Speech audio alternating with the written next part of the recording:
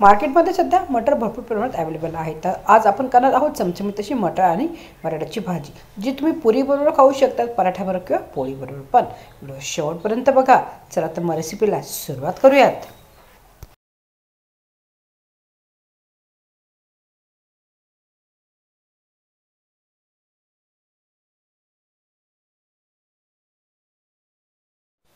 कढईमध्ये ऑइल गरम झालेला आहे, त्यामध्ये टाकत आहे बारीक चिरलेला बटाटा आणि बटाटा थोडासा गोल्डन ब्राउन होईपर्यंत आपण फ्राय करून घेणार आहोत आणि तो काढून घ्यायचा आहे। त्यात चवीनुसार मीठ पण टाकलं आहे, याने काय होणार आहे, बटाटा खाली चिटकणार नाही आणि व्यवस्थित फ्राय पण होईल।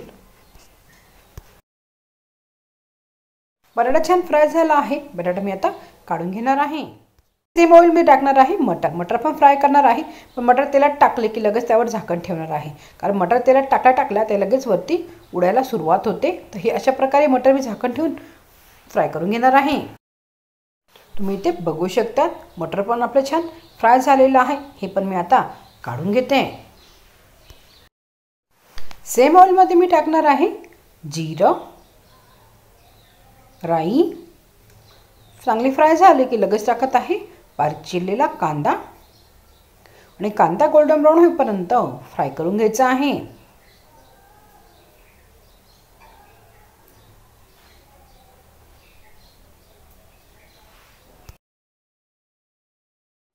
कांदा इथे छान गोल्डन ब्राउन झाला की लगेच टाकत आहे टोमॅटो, अद्रक लसूणची पेस्ट, ज्यामध्ये हिरवी मिरची पण मी ॲड केली होती। आणि आता ही टोमॅटोची पेस्ट व्यवस्थित आपण फ्राय करून घेऊयात।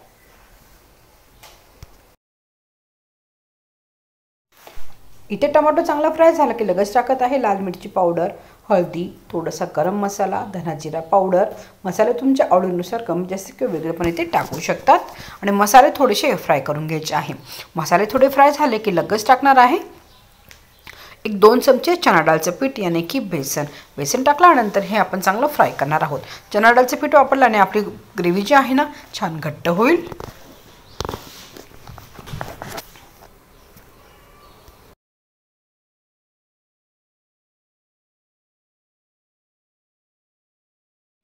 तुम्ही इथे बघू शकता चणा डाळचं पीठ पण आपलं छान भाजलं गेलेलं आहे, मसाले पण व्यवस्थित भाजले गेले आहेत। आता ह्यात टाकत आहे तळलेला बटाटा आणि मटर। आता हे व्यवस्थित आपण कांदा टमाट्यामध्ये पेस्टमध्ये व्यवस्थित फ्राय करायचं आहे। चवीनुसार मीठ टाकणार आहे। मीठ कमीच वापरा, कारण ऑलरेडी बटाटा फ्राय करताना मीठ टाकलेलं आहे। हे व्यवस्थित आता फ्राय करणार आहे 1 ते 1.5 मिनिटं। हे व्यवस्थित फ्राय झालं की लगेच मी ह्यामध्ये टाकणार आहे 1 ग्लास गरम पाणी आणि गरम पाणी टाकून मटर आणि बटाटा आपण शिजवून घेणार आहोत 5 ते 7 मिनिटं। इथे आपली भाजी परफेक्ट शिजली आहे। तुम्ही ते बघू शकता घट्टपणा पण सुंदर आलेला आहे, कारण चणा डाळचं पीठ आपण वापरलं होतं। त्यात टाकत आहे बारीक चिरलेली कोथिंबीर। तर ही भाजी तुम्ही पराठ्याबरोबर खा, पोळीबरोबर खा किंवा पुरीबरोबर सुद्धा एक नंबर लागते। चला आता मंडळी, इथे आपली टेस्टी अशी मटर आणि बटाट्याची भाजी खाण्यासाठी रेडी झाली आहे। रेसिपी घरी जरूर ट्राय करा। व्हिडिओ कोणत्याही कारणावर तर लाईक आणि शेअर जरूर करा आणि माझ्या चॅनलला सबस्क्राईब करायला विसरू नका।